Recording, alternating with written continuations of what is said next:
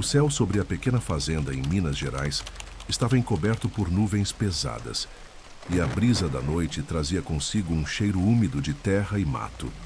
Nos últimos dias, algo inquietante havia tomado conta dos moradores. Animais estavam desaparecendo misteriosamente. Primeiro foi uma galinha, depois um porco, mas quando um bezerro sumiu sem deixar rastros, a preocupação virou medo. Joaquim, o dono da fazenda, não conseguia dormir direito. Algo estava errado, mas ele ainda não sabia o quê. A princípio, Joaquim achou que fosse uma onça. Os relatos de ataques por felinos não eram incomuns na região. Pode ser fome, seca. Essas coisas trazem os bichos para perto, ele dizia para si mesmo, tentando acalmar o coração. Mas havia algo que não fazia sentido. Não havia pegadas, nenhum sinal de luta. Era como se os animais simplesmente evaporassem no ar. Isso o incomodava profundamente, como uma coceira na mente que não podia ignorar. Na manhã seguinte, a inquietação se espalhou pela vizinhança. Os poucos moradores que restavam nas redondezas começaram a conversar. Você viu o que aconteceu com o bezerro do Joaquim? Sim. Não é a primeira vez que isso acontece. Tem algo estranho acontecendo. Pode ser um bicho grande, mas que bicho leva um bezerro inteiro sem deixar rastro? O burburinho se intensificava, trazendo um clima de tensão. Algo mais sombrio estava acontecendo, e todos sentiam isso, mesmo que não falassem em voz alta. Foi então que a velha Dona Irene, conhecida por suas histórias e sabedoria popular, fez um comentário que deixou a todos desconfortáveis. Vocês já ouviram falar de lobisomem? A pergunta caiu como uma pedra no meio da roda. Alguns riram, nervosos, mas a maioria apenas se calou. O medo que eles sentiam parecia ganhar um nome. Irene continuou, com um olhar sério. Isso não é história para criança, não. Tem coisa que a gente não explica.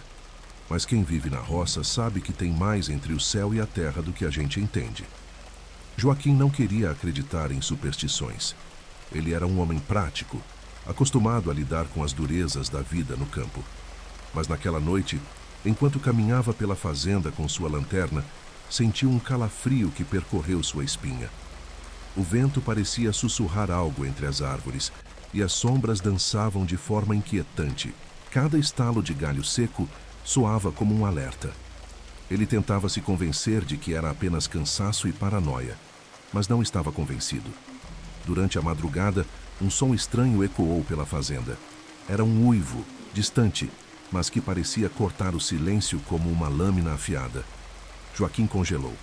Nunca ouvira um som como aquele antes. Não era um lobo, nem um cachorro. Era algo mais profundo, quase humano, mas ao mesmo tempo selvagem. Ele correu até o curral, apenas para encontrar o portão aberto. Mais um animal havia sumido. Dessa vez, um cabrito. No dia seguinte, Joaquim decidiu procurar seu amigo Antônio, que morava a poucos quilômetros dali. Antônio, eu tô perdendo meus bichos. Não tem rastro, não tem sinal de luta, mas eu ouvi um uivo ontem. Não foi normal. Antônio, que conhecia bem a região, ficou em silêncio por um momento antes de responder. Joaquim, já ouvi falar dessas coisas, mas eu nunca acreditei, até agora. Antônio contou sobre uma antiga lenda que seu avô dizia. O lobisomem aparece quando há uma maldição. Dizem que é um homem que foi amaldiçoado por algum pecado grave, e nas noites de lua cheia ele se transforma. Ninguém sabe quem ele é durante o dia, mas à noite ele vira fera. Joaquim ouvia, intrigado e cético. Você acha que tem algum fundamento nisso? Não sei, Joaquim, mas você ouviu o uivo. Isso não é coisa normal. As noites seguintes foram ainda mais tensas. Joaquim trancava todos os portões e reforçava as cercas, mas os animais continuavam a desaparecer. Sempre na calada da noite. Sempre sem deixar vestígios. O medo começou a consumir sua sanidade. Ele sentia que estava sendo observado. Olhava pela janela e tinha a impressão de ver sombras se movendo na escuridão.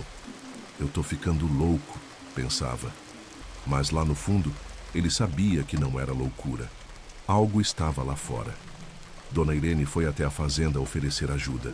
Joaquim, Se é o que eu tô pensando, você precisa fazer alguma coisa. Não adianta reforçar cerca. Esse tipo de coisa não se impede com madeira ou ferro. Precisa de fé. Precisa de proteção espiritual. Joaquim não era um homem religioso, mas estava desesperado o suficiente para ouvir. O que eu faço então? Irene olhou para ele com olhos cheios de compaixão e disse: primeiro, a gente precisa descobrir quem é o lobisomem. Essa frase ficou ecoando na mente de Joaquim. Quem é o lobisomem? Se fosse verdade, então era alguém da comunidade. Alguém que ele conhecia. Essa ideia o perturbava profundamente. Começou a observar cada vizinho com desconfiança. Será o Antônio? Ele sabia muito sobre essa história. Ou talvez seja o Carlos, que sempre aparece cansado às segundas-feiras. Mas também pode ser o Zé. Ele anda muito estranho ultimamente. Joaquim decidiu tomar uma atitude. Chamou um grupo de vizinhos e propôs uma vigília. Vamos ficar de olho. Se tem um bicho atacando nossos animais, a gente precisa pegá-lo no ato. Todos concordaram, mas o medo estava estampado em seus rostos. Ninguém sabia exatamente o que esperava encontrar. Eles se armaram com lanternas, facões e espingardas e se espalharam pela fazenda, cada um assumindo uma posição estratégica. A noite caiu e o silêncio era quase insuportável. Apenas o som do vento entre as árvores e o farfalhar das folhas quebrava a quietude. Joaquim estava nervoso, mas tentava se manter firme. É só um animal, repetia para si mesmo. Mas por volta da meia-noite, ele ouviu novamente aquele uivo arrepiante. Dessa vez parecia mais próximo. Seus pelos se arrepiaram e ele sentiu o coração disparar. Pegou firme na espingarda e começou a caminhar em direção ao som. Quando chegou ao curral, viu algo que fez seu sangue gelar. A porta estava aberta novamente, mas dessa vez havia pegadas. Grandes, desproporcionais como se fossem de um animal, mas com um formato que lembrava vagamente pés humanos. Meu Deus, sussurrou. Seguiu as pegadas até a beira da floresta, onde elas simplesmente desapareciam. Era como se a criatura tivesse sumido no ar, ou voltado a ser homem.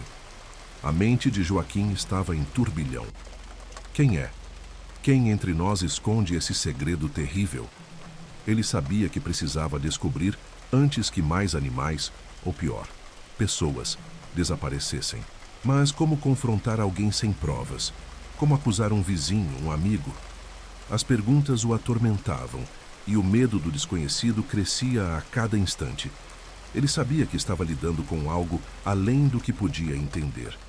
Mas uma coisa era certa: o perigo era real. Joaquim passou a madrugada em claro, pensando no que havia visto.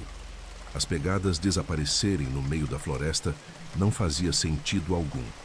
Pela manhã, chamou Antônio e os outros vizinhos para contar o que viu. Não estou louco. Há algo estranho por aqui. As pegadas paravam de repente como se o bicho tivesse sumido no ar. O silêncio tomou conta do grupo. Todos estavam assustados, mas evitavam falar o que pensavam. Afinal, quem acreditaria que algo assim poderia realmente acontecer? Antônio olhou para Joaquim e quebrou o silêncio. Precisamos descobrir quem está por trás disso. Se for um homem, ele não vai parar só nos animais. Essa afirmação gelou o sangue de todos. A preocupação era real. Não se tratava apenas de proteger o gado, mas suas famílias também. Joaquim decidiu reforçar a vigilância, organizando turnos para que ninguém ficasse sozinho. O medo crescia a cada noite, e o uivo que se repetia parecia confirmar que o perigo estava mais próximo. Naquela noite, Joaquim, Antônio e mais 3 homens ficaram escondidos perto do curral. O tempo passava lentamente, e cada ruído parecia amplificado pelo silêncio da madrugada. De repente, um som de galhos quebrando chamou a atenção. Todos apontaram as lanternas em direção à floresta, mas não viram nada. Está aqui, sussurrou Joaquim, apertando a espingarda com força. O som continuava, aproximando-se lentamente. Os homens prenderam a respiração, esperando o que viria a seguir. De repente, algo se moveu rápido demais para ser um animal comum.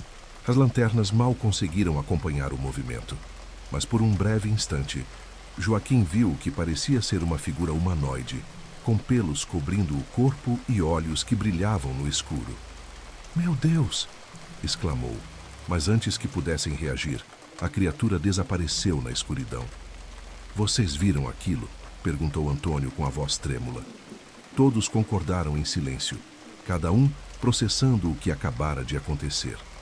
Na manhã seguinte, a história se espalhou rapidamente pela região. "Joaquim viu o lobisomem", diziam uns aos outros. Muitos ainda eram céticos, mas o medo começava a dominar até os mais incrédulos. Joaquim sabia que precisava agir antes que a situação saísse do controle. Decidiu visitar Dona Irene novamente. "O que eu faço agora?" perguntou desesperado. Irene, com a calma de quem já viu muito na vida, respondeu: "Você precisa descobrir quem ele é durante o dia. Só assim poderá acabar com isso." "Mas como eu faço isso?" perguntou Joaquim. Irene explicou que, segundo as lendas, o lobisomem costuma voltar ao estado humano ao amanhecer, exausto e coberto de feridas. "Procure por alguém que apareça machucado, alguém que esteja evitando contato." Joaquim começou a observar seus vizinhos mais atentamente. Cada gesto, cada expressão parecia suspeita. Ele sabia que poderia ser qualquer um. A paranoia começou a tomar conta. "Raul, se for alguém próximo, alguém que eu conheço bem?" Naquela tarde, Joaquim notou algo estranho em Zé Pedro, um homem reservado que morava sozinho. Ele apareceu no mercadinho da vila com o rosto arranhado e um corte profundo no braço. Quando questionado sobre os ferimentos, deu uma explicação vaga. "Foi um acidente na mata", disse, evitando contato visual. Joaquim ficou alerta. "Preciso de mais provas", pensou. Decidiu seguir Zé Pedro discretamente naquela noite, na esperança de descobrir algo que confirmasse suas suspeitas. Ao cair da noite, Joaquim pegou sua lanterna e seguiu em direção à casa de Zé Pedro. A lua cheia iluminava o caminho, lançando sombras inquietantes pelas árvores. Ele se escondeu atrás de uma moita e observou. Zé Pedro saiu de casa com passos firmes, mas algo parecia errado. Seus movimentos eram estranhos, quase animalescos. Joaquim prendeu a respiração ao vê-lo desaparecer na mata. "É ele", pensou, sentindo o coração disparar, mas ainda precisava de uma confirmação. Joaquim seguiu Zé Pedro a uma distância segura, tentando evitar fazer barulho. Quanto mais avançavam na mata, mais o ambiente parecia mudar. O ar ficava mais denso e o silêncio era perturbador. De repente, Zé Pedro parou. Ele começou a respirar pesadamente, como se lutasse contra algo dentro de si. Joaquim viu horrorizado quando Zé Pedro caiu de joelhos, contorcendo-se. Seus gritos de dor ecoaram pela floresta, transformando-se aos poucos em um uivo bestial. Diante de seus olhos, a transformação começou. Os ossos de Zé Pedro pareciam se rearranjar. Sua pele rasgava em alguns pontos, dando lugar a pelos grossos e escuros.